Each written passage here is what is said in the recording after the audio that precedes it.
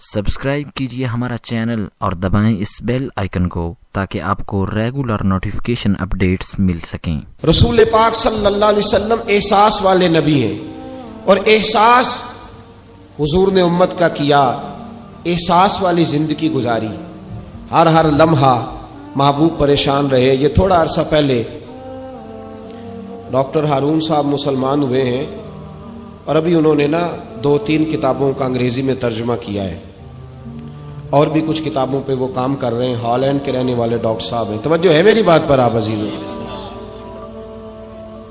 Doctor صاحب کہتے ہیں کہ میں نے یہ سنا تھا کہ مسلمان دہشت گرد ہیں، یہ بم بلاسٹ کرتے ہیں۔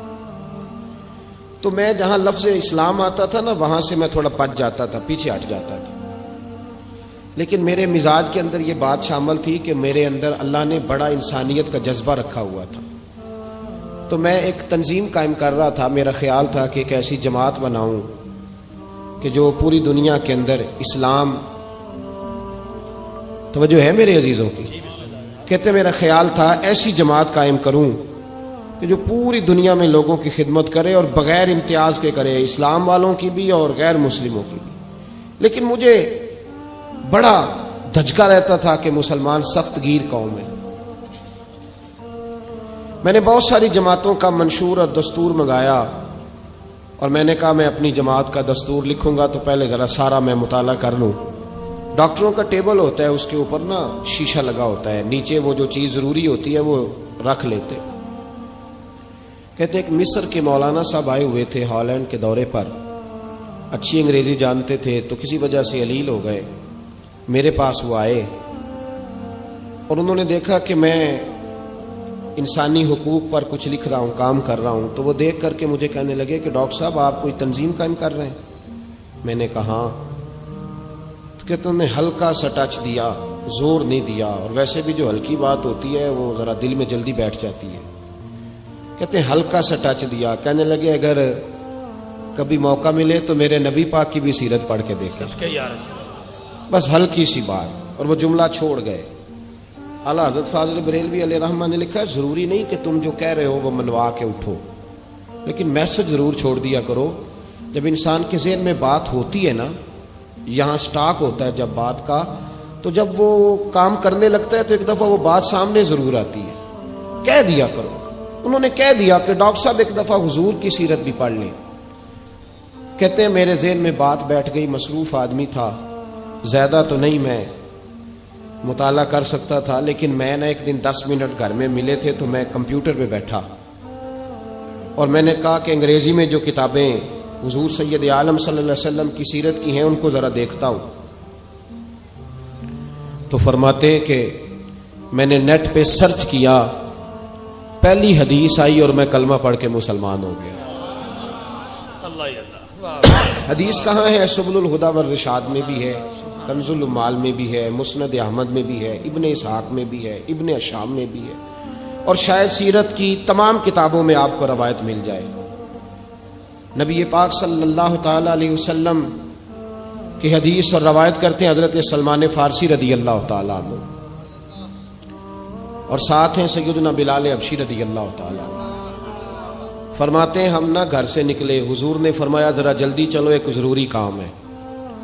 فرماتے ہیں بڑی تیزی کے ساتھ آج روٹین سے ہٹ کر محبوب نے تیز تیز قدم مبارک اٹھائے، تیز تیز، اور فرماتے ہیں ایک گلی ہم نے کراس کی، دوسری گلی میں جو پہنچے تو پھٹے پرانے کپڑے، سادی سی بی بی، اور حالت بتاتی تھی کہ بیچاری کسی غریب گھر کی ہے۔ وہ سڑک پہ کھڑی تھی اور رو رہی تھی۔ میرے کریم رسول نے فرمایا بلال اسے پوچھو کیا مسئلہ ہے، کیوں روتی ہے؟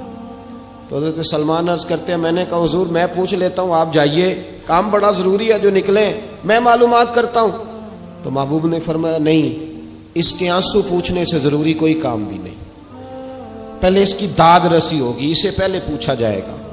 روتے نہیں رہتے لوگ گھروں میں، لوگ گزر نہیں جاتے چپ کر کے؟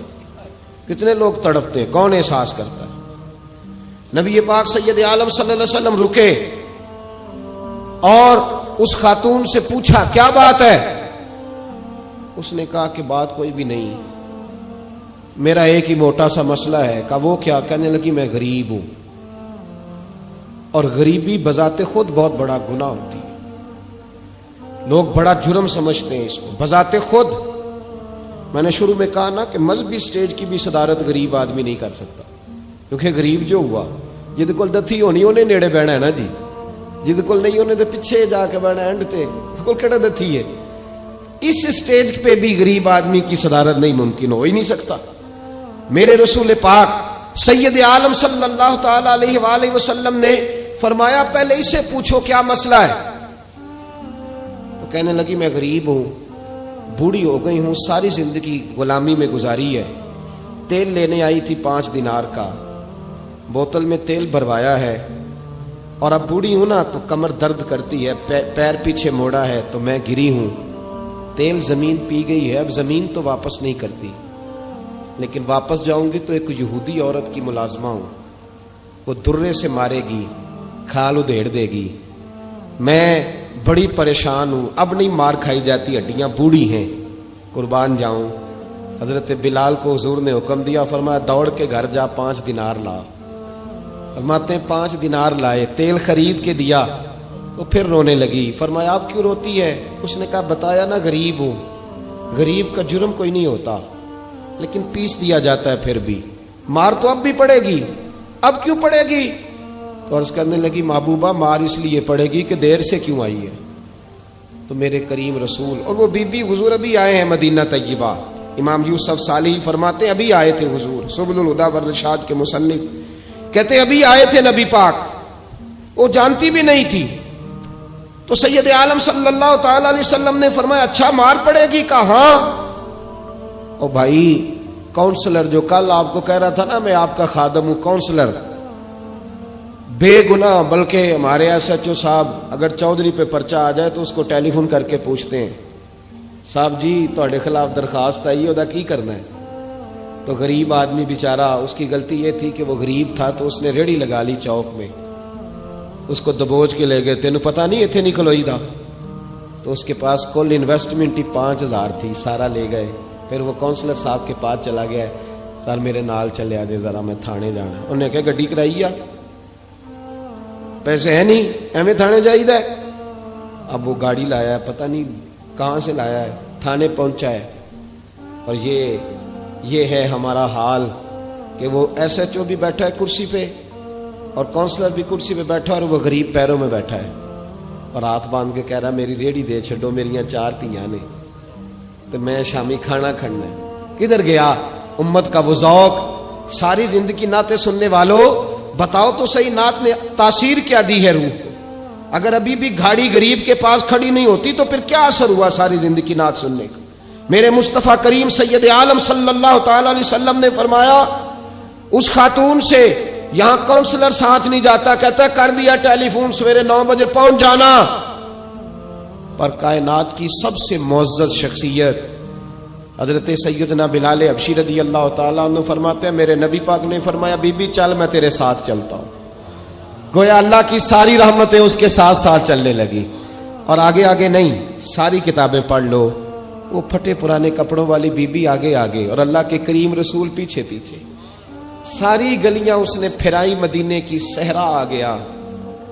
ایک دروازے پہ دستک دی, سے مالکن آئی. وہ بی بی بعد میں کہتی ہے میں بھی بڑی ڈاڈی تھی, طاقت ہی نہیں تھی میرے سامنے کو کھڑا ہو سکے, لیکن جب میں باہر نکلی تو میں نے نور کے حالے میں لپٹی ہوئی ایک عظیم ہستی کو دیکھا.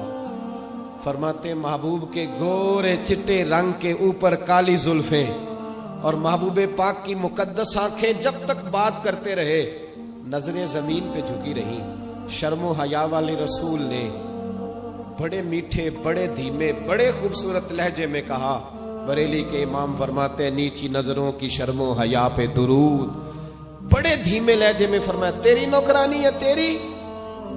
عورت کہتی ہے میں تو حضور کے جلووں میں محو ہو گئی کہ سادگی میں اتنا حسن میں نے دیکھا ہی نہیں, تیری نوکرانی ہے. کہا تو میرے محبوب نے فرمایا بیچاری کی غلطی کوئی نہیں, اسے مارنا نا, اس سے تیل گر گیا تھا, نیا خریدتے دیر ہو گئی, رو رہی تھی تو میں سفارش کرنے آیا ہوں. وہ خاتون کہتی ہے کسی کی نہیں مانی تھی, پر محبوب کے جملوں میں تاثیر اتنی تھی ککھ سواد نہیں مشری اندر, اسا کھنڈا بھی چکھ ڈٹھیاں इन्हां सारियां शैवां नालों गल्लां सजन दियां मिठियां। फरमाते हैं नबी पाक सल्लल्लाहु ताला अलैहि वसल्लम ने फरमाया कुछ ना कहना। कहने लगी नहीं कहती, मेरा वादा रहा, कुछ नहीं कहूंगी।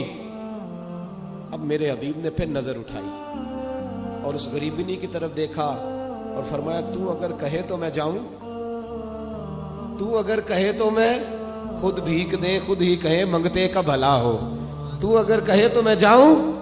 उसने खिराज पेश किया तो चंद आंसू गिराए। कहने लगी महबूबा जैसे बंदा नवाजी।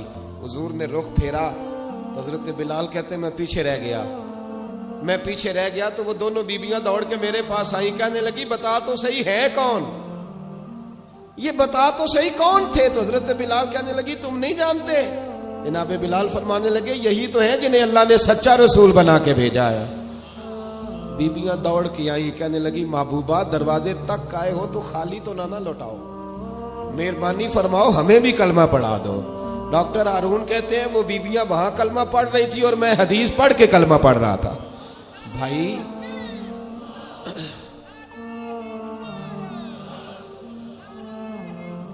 अगर दौलत एहसास है ना फिर तो जिंदा है।